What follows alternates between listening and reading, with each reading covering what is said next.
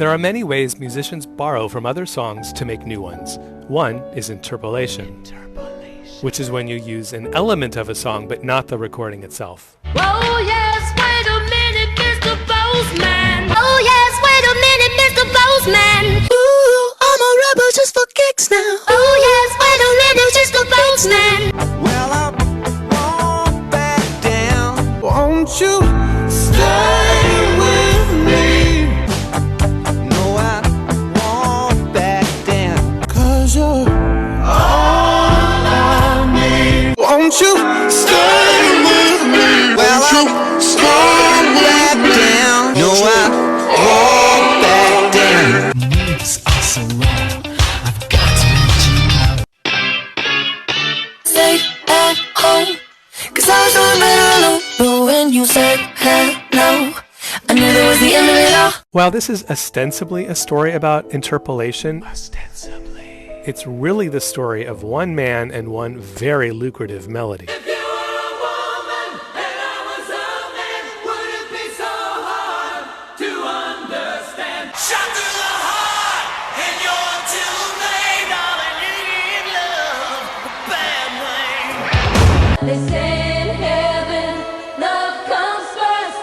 We'll make heaven a place on earth. If all of the kings had their queens on the throne, we would pop champagne and raise a toast. If you were a woman and you're too late, would it be Pop so champagne and raise a toast. To sing hands, love comes first.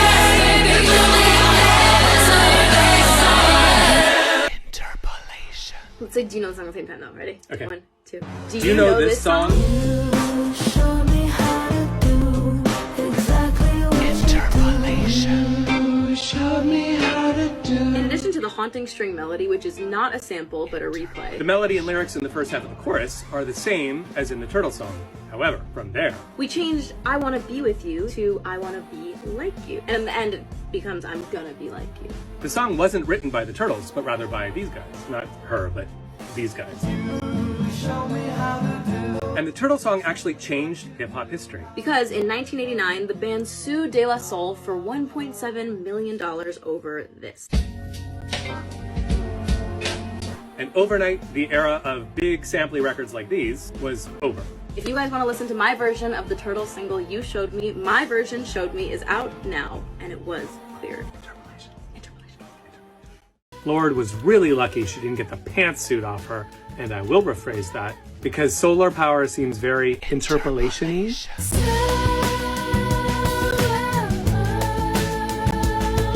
About this song. And this one. Fortunately, both George Michael's estate and Primal Scream have given the go-ahead for her to use the song. I couldn't help but wonder if their unusual generosity came from the fact that both songs clearly owe a debt to this one. Or perhaps the fact that both songs use uncredited samples themselves.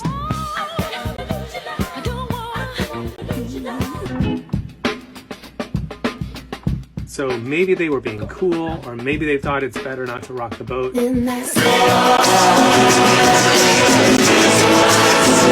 You probably know this classic song. It was originally a cover of this.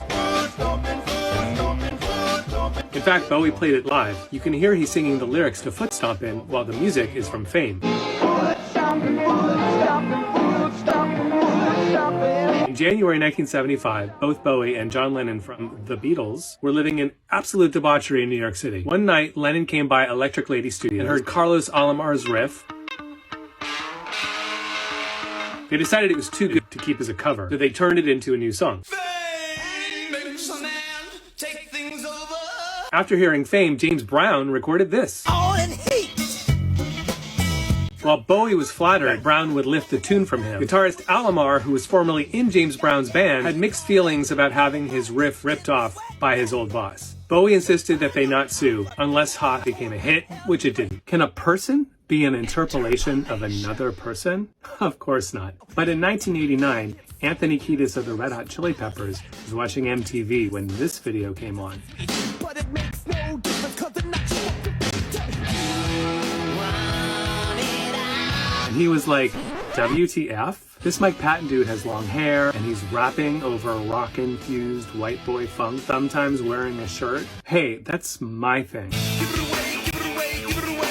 Patton's other band, Mr. Bungle, was scheduled to drop a new album the exact same day as the Chili Peppers. Mr. Bungle's new album was called California, and the Chili Peppers, Californication. Kiedis freaked out, and he had the label push back the Bungle record, kicked off a bunch of festivals. In response, Mr. Bungle playing a Halloween show dressed as the Chili Peppers, covering the Chili Peppers sarcastically.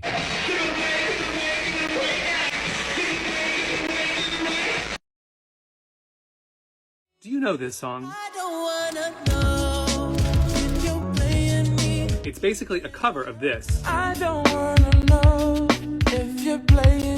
But it is so much more, because the original also contains a sample of this. Ready or not, here I come.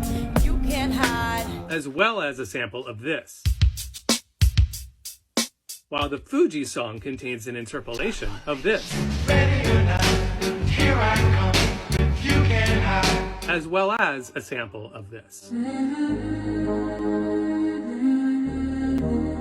Enya was this close to suing the Fugees, who neglected to properly license the sample, but she agreed to settle after hearing the song when she found out it wasn't gangster rap. In fact, Enya actually re-recorded her vocals for the Winans song, and Winans in turn came in to re-record his vocals on Creepin. So there's a lot going on here. I've been getting this question a lot, and the short answer is nope.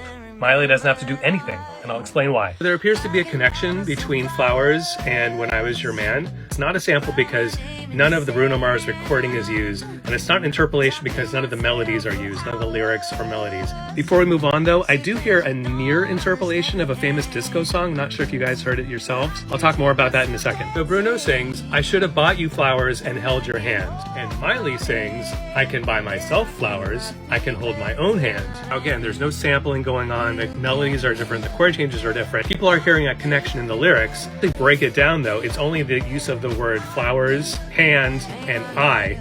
Those are the only things that show up in both songs. So what exactly is the connection between Miley Cyrus's Flowers and Bruno Mars' When I Was Your Man? I'll explain. I think it's probably pretty safe to call it an allusion. It's meant to conjure the previous song without directly referencing it. Alternatively, in kind of a more fun definition, we could also consider it an answer song, part of the long tradition of responses to previous songs. Brandy and Monica's The Boy Is Mine, kind of a response to Michael Jackson's The Girl Is Mine. Sweet Home Alabama by Leonard Skinner, which is a response to Neil Young's Southern Man. It even names Neil Young in the song. And then there was UTFO's Roxanne, Roxanne, which launched more than 100 responses to it, including the legendary Roxanne's Revenge, which launched the career of Roxanne Shante.